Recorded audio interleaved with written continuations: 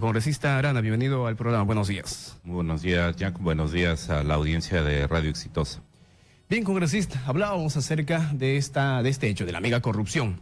Luis Mameri, Luis Ignacio, el que era también, o el que es Fernando Migliaccio, perdón, y Luis Mameri, han vuelto a ratificar lo que dijo Jorge Barat en su momento, lo que dijo Marcelo Odebrecht en su momento también, de estas aportaciones que se hizo a todas las campañas electorales en el 2011.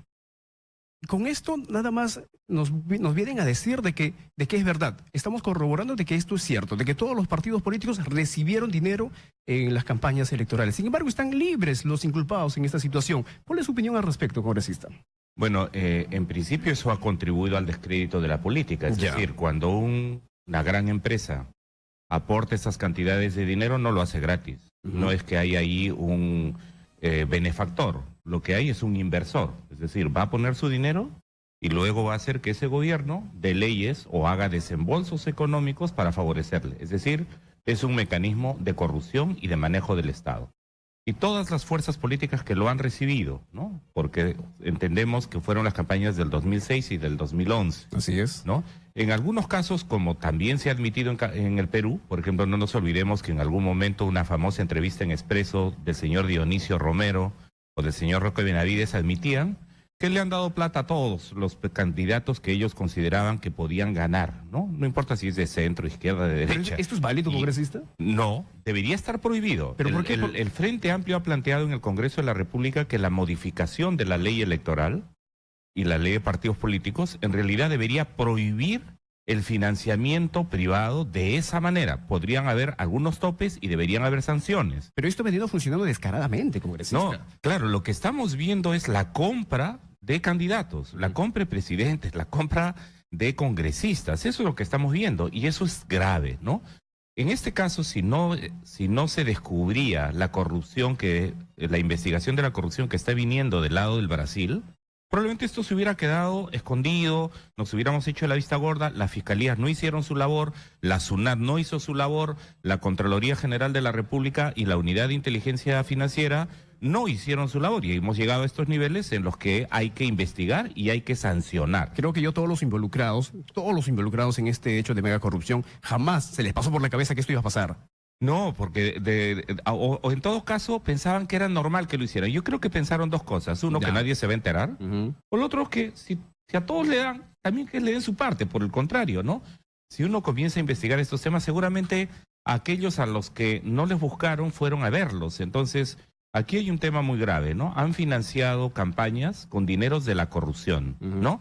Eso queda claro en las declaraciones del señor Mameri. Y lo que nos llama la atención poderosamente, más bien en el Perú, es porque hay un trato diferenciado. Mameri dice, le hemos dado plata y barata, ¿no? Al señor Alan García le han dado plata, a la señora Keiko Fujimori le han dado plata, al señor Ollantumala.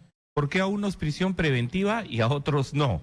Ese es un tema que la ciudadanía se pregunta, porque, claro, si varios han recibido a iguales, en este caso, delitos o presunción de delito, claro, igual trato, ¿no? Es que a todos se les tiene que investigar por el mismo hecho. Todos están acusados por el mismo hecho. Estamos hablando de la megacorrupción o de que financió campañas electorales. Así es, y no se trata de proteger a unos y a otros. Si la señora Susana Villarán, que era de izquierda, ha tenido que ver en estos temas, también todo el peso de la ley. Lo que no se puede hacer, y yo creo que este es un tema que la ciudadanía lo entiende, ¿no?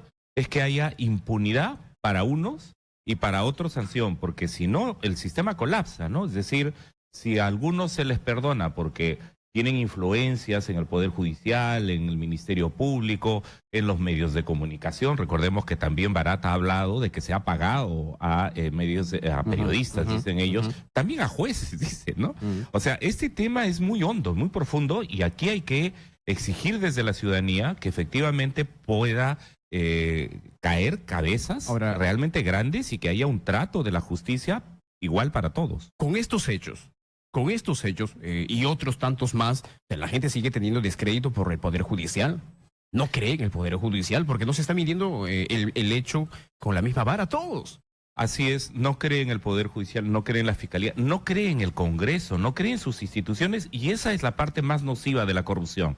Y por eso, se lo he dicho en algunas oportunidades, el presidente del Poder Judicial, al fiscal de la Nación, está en sus manos resolver la parte que no se hizo anteriormente, es decir, no hubo prevención. Por ejemplo, ¿dónde estaban las fiscalías de prevención del delito, las fiscalías anticorrupción, como señalaban antes? ¿Dónde estaba la unidad de inteligencia financiera? Un dato muy grave que la ciudadanía a veces no lo tiene en cuenta es que la SUNAT tenía oficinas dentro de las instalaciones de Odebrecht, porque Odebrecht era tan grande que para tributar le habían puesto funcionarios de la SUNAT dentro de sus instalaciones. Nunca vieron nada. Los bufetes de abogados que sirvieron también para luego los arbitrajes, los árbitros han estado metidos en estos temas y son varios de ellos prestigiosos, de bufetes prestigiosos, de universidades prestigiosas, con una carrera profesional de por medio. Entonces uno dice, en estos temas, la verdad es que la Fiscalía, el Poder Judicial, los medios de comunicación, el Congreso de la República, en aquello que no esté metido, porque recordemos que los problemas que estamos teniendo en el Congreso de la República es que la Comisión Lavajato, dentro de la que estamos como Frente Amplio también, estamos exigiendo que haya igual acuciosidad y fuerza para investigar a otras personas. Cuando ha venido Keiko Fujimori se la ha tratado con alfombra roja, ¿no? Han venido, han hecho un show. Cuando ha venido Alan García, show, ¿no? Mediático incluso. Así no puede ser. ¿Por qué se puede ser tan blando con unos? Tanta influencia, tanto poder puede tener Alan García, tanto puede tener Keiko, Toledo está libre, paseándose como en su casa en Estados Unidos. Solamente se ha actuado contra Ollanta y Nadine Heredia. Se ha actuado contra Ollantumala, contra Alejandro Toledo, aunque ahí también hubo un trato, digamos, privilegiado, ¿no? Se le permitió que fugara, porque si a Alejandro Toledo... Si hubiese aplicado lo mismo que a Ollantumala, no estaríamos ahorita... No, si hubiera fugado, ¿no? Si... No nos olvidemos si la esposa de Pedro Pablo Kuczynski, que es su socia, no estaba citada al Congreso porque fuera su esposa, que eso es un tema privado que hay que respetar y tener mucho cuidado, sino que era su socia comercial, ¿no? Decidió no presentarse a la Fiscalía, se fue del país, la vuelven a llamar, dice que está mal del pie, ¿no? No regresa. Entonces ahora le han aplicado una medida de restricción al presidente Pedro Pablo Kuczynski para que no pueda viajar, pero a Toledo le permitieron que se fugue. Alan García va y entra y sale como si no pasara nada. Y se sigue riendo y tildando a otros de corrupción. Yo no tengo nada que ver con eso. Mire, y todavía se sorprende. Así es, y la señora Keiko Fujimori, recordemos, con su ex secretario general, acusado de lavado de activos, de temas de narcotráfico, el señor Joaquín Ramírez, que en este momento incluso quiere postular a la alcaldía provincial de Cajamarca. Sí. O los otros casos como el del ex presidente regional de Ancash, que llevan meses de prisión preventiva y no comienza el juicio. Yoshiyama nuevamente se le ha permitido poder salir del país. Así es. Quien se le dio el dinero, según la declaración de Jorge Barato. Sí, el señor Bedoya, su socio. No nos olvidemos que el ex vicepresidente de la Capeco, no nos olvidemos que el presidente del Club de Regatas, ¿no? Con ellos ha habido trato permisivo, ¿no? A ellos se les ha permitido. ¿Con qué tiene que ver que puedan salir del país y que tengan un trato privilegiado? ¿Con qué tiene que ver? Identificadores que niegan a sus propios hijos, congresistas que se compran certificados de estudios, que venden su voto. Congresistas que están comprando votos para la salvación de un expresidente de la República, congresistas involucrados en narcotráfico. Y todo esto gracias a la inmunidad parlamentaria. ¿Se debe de revisar? A ver, en principio hay que mejorar la ley electoral, mejorar el rol del Jurado Nacional de Elecciones, porque se supone que cuando alguien inscribe su candidatura, hay una ventanilla única en la que el Jurado Nacional de Elecciones habilita, ve si hay antecedentes o no los hay. Pero está mal hecho. Entonces, por eso, hay que mejorar ese sistema, porque en realidad lo que está permitiendo es que personas que puedan tener antecedentes criminales o están en investigación, pasen alegremente y puedan llegar a ser funcionarios electos. Hemos mejorado algunas leyes. O sea, yo quiero defender el rol del Congreso en aquellas cosas positivas que se han hecho. Por ejemplo, en el Congreso se ha aprobado la ley que presentó un congresista de mi bancada sobre el tema de la imprescriptibilidad de los delitos de corrupción. Porque antes de que exista esa ley, alguien podía robar, se iba al extranjero, pasó con Alan García, prescribía la pena, regresa y ya no pasa nada. Entonces, era un estímulo para robar, ¿no? Entonces, ahora hay imprescriptibilidad, es decir, el que roba y huye, tarde o temprano, la justicia le va a caer. Segundo, en la práctica ya funciona el mecanismo de muerte civil para los corruptos. Es verdad que no es retroactivo, pero, por ejemplo, si alguien tiene una sentencia firme por delitos de corrupción, no, o lavado de activos o terrorismo, no va a volver a ocupar un cargo electo para funcionario público. Nos parece muy bien. En eso el Congreso ha hecho una labor importante. Sin embargo, por ejemplo, el Congreso no está haciendo una labor importante cuando se ha negado, por la mayoría del voto, a una reforma integral del sistema de partidos.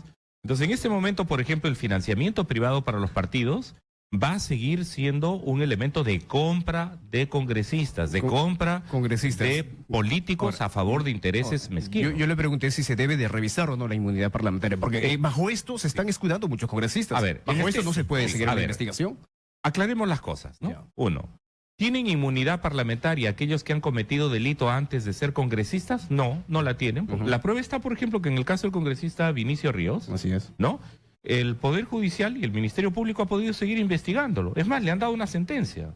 Pero, o sea, inmunidad parlamentaria para delitos que se cometieron antes no hay. Y eso hay que decírselo a la ciudadanía, porque daría la impresión que aquel que delinque y tenía un proceso de una investigación en curso, se mete a ser congresista para que no le pase nada. Eso no es verdad. Si cometió delitos antes de ser congresista, la inmunidad parlamentaria no lo cubre. ¿Pero por qué el temor? ¿Por qué temor a ningún temor. A perder la inmunidad parlamentaria? Ningún temor que se pierda la inmunidad parlamentaria. La inmunidad parlamentaria puede y debe ser levantada cuando hay indicios razonables de que efectivamente una persona, un congresista en este caso, puede haber cometido delito. Yo lo que creo, sin embargo, es que hay que tener cuidado cuando se está diciendo que la inmunidad parlamentaria es el obstáculo para que se investigue a congresistas. ¿Por qué? ¿Por qué es importante la inmunidad parlamentaria? Porque el congresista da leyes que le afectan a todo el país, da leyes que pueden ser buenas o malas para el país.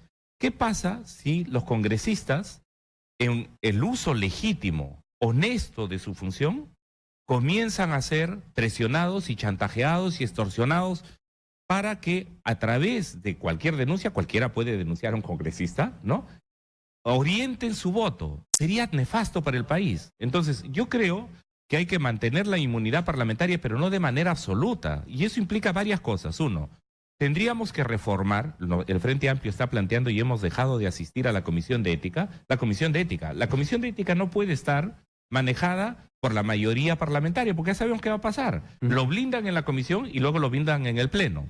Entonces, para comenzar, la Comisión de Ética tendría que estar conformada solo por un miembro de cada organización política. Uno. Dos, no debería estar presidida por el que tiene la fuerza mayoritaria en el pleno, porque en el pleno pueden cambiar la decisión de la comisión. Y tercero, hay que modificar el reglamento para que éste sea transparente y sea absolutamente público, y no como está pasando actualmente, que el reglamento lleva a que puedan blindar, a que puedan proteger a quienes tienen graves acusaciones. En segundo lugar, hay que mirar el tema de la Comisión de Acusaciones Constitucionales, porque tanto la Comisión de Ética como la Comisión de Acusaciones Constitucionales y de levantamiento de inmunidad parlamentaria hacen esta labor que repugna a la ciudadanía y a quienes estamos diciendo, la labor del Congreso está en favor del pueblo. Cuando la labor del Congreso comienza a ser percibida en contra del pueblo, algo muy grave pasa, porque lo que estamos diciendo es nos vamos todos. Debería estarlo, pero eso la gente no lo siente. Pues, claro, así. Y por eso la bancada del Frente Amplio lo dijo muy claramente en diciembre, ¿no?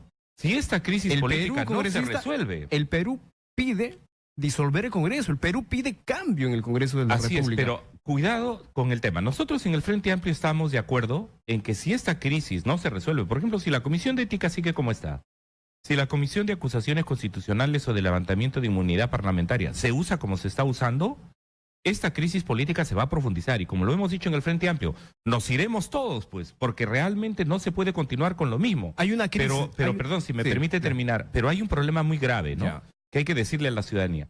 Ya, nos vamos todos. ¿Y los nuevos que van a ser electos con las mismas reglas? Lo que va a pasar es que van a salir unos para que entren otros y probablemente igual o más delincuentes. Entonces hay que modificar las normas. Si no se modifican las normas, se va a cambiar mocos por babas y eso no ayuda, no contribuye. Congresista, yo le quiero preguntar respecto al tema de la pobreza en el Perú, que se está incrementando. Del 20.7 al 21.7% se ha incrementado. No hay inversión.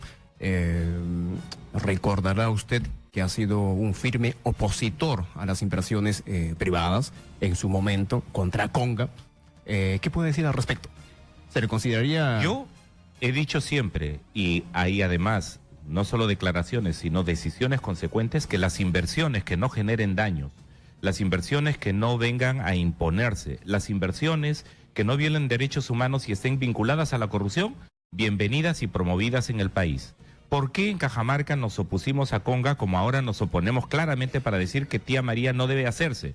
Lo decimos una y otra vez, porque los daños ambientales que se han provocado son terribles, los niveles de convulsión social que se han presentado son terribles, los problemas de la pobreza no están resueltos. Cajamarca lleva 40 años en los primeros niveles de pobreza. Hemos tenido la mina de oro más grande de América Latina y seguimos sumidos en la pobreza con grandes niveles de corrupción y de daño ambiental. Pero finalmente, congresista, ¿cuál ha sido el resultado? Por ejemplo, tanta gente que ha salido como líder en la lucha contra el proyecto Conga. Aquí tenemos al congresista, al señor de Cajamarca, Gregorio Santos. La gente ha estado simplemente luchando por sus intereses, más que por el pueblo. A ver, doña Máxima Acuña lucha porque no le quiten sus tierras, porque no le destruyan la laguna. Marco Arana, yo he trabajado y vivido debajo de la mina. Es muy fácil decir que venga pues la minera. Yo cuando escucho ese tipo de cosas les digo, ¿quién de los que está defendiendo la minería se iría a vivir a Cerro de Pasco? Cientos de niños contaminados con plomo y arsénico. Si se hace un buen estudio de impacto ambiental. No, a ver, cuidado. La minería es una actividad de alto riesgo en todo el mundo, ¿no? En todo el mundo. La minería, por tanto, debería tener cuidados muy estrictos. No los tiene. Los estudios de impacto ambiental, muchos de ellos... Pero se debería exigir, pues, congresista. Sí, pues, pero no cerrarnos a la inversión, porque mira cómo estamos. Ver, cuidado. Hay que exigir que esos controles se hagan. Y en este momento que hemos tenido, se han relajado los estándares de calidad de aire. ¿Qué tenemos? Los estudios de impacto ambiental prácticamente se aprueban entre gallos y medianoches. Hemos exigido que el SENACE ahora los pueda evaluar. Antes no. Incluso la minera, por ejemplo, cuando se apruebe el estudio de impacto ambiental de Conga, usted sabe que Yanacocha pone a su ex gerente de relaciones comunitarias como gerente de asuntos ambientales, que es la que va a aprobar el estudio de impacto ambiental, por favor. No, pero en ese caso tiene que haber un estudio exigente, un estudio exigente. Por eso, y yo comparto con usted, o sea, si las cosas se hacen bien... No podemos tener la mente cerrada, pues, ni para un lado ni para el otro lado. No, acá no hay ninguna mente cerrada. Aquí lo que hay es lo siguiente, si las cosas se van a hacer, se hacen bien. Pero llenando de plomo, de arsénico, Sauder, por ejemplo, y eso hay que decirlo, porque no lo dice la propaganda que pagan en los medios de comunicación, y Yanacocha, están entre las 10 empresas más multadas por daños ambientales en el Perú. ¿Usted le entregaría a su niña a un jardín de infancia donde sabe que el director es pedófilo? No, ¿verdad? Exactamente. Usted diría en el jardín donde hay una persona que le va a dar buena educación y que le da seguridad. Usted le va a entregar el trabajo en cabeceras de cuencas, al lado de ciudades, obviamente, cuando no respetan estándares ambientales, cuando corrompen autoridades, cuando contaminan a la gente, se tiene que hacer un buen estudio, una buena revisión, sin que se pueda afectar a la población, ni se pueda afectar, obviamente, a nuestras tierras. Completamente de acuerdo, y yo completamente de acuerdo con una inversión que no contamine a la gente, que respete los derechos de propiedad de la gente. Correcto, congresista. Yo le agradezco enormemente que usted nos haya prestado su tiempo para estar conversando esta mañana en Exitosa Noticia. Muchas gracias y esperamos que las inversiones que están por venir en el país lo hagan sin corrupción, sin daños ambientales y respetando a la gente, ¿no? Muy bien, congresista. Estuvo con nosotros el congresista Marco Arana del Frente Amplio conversando con nosotros. Regresamos después de un corte de conversación.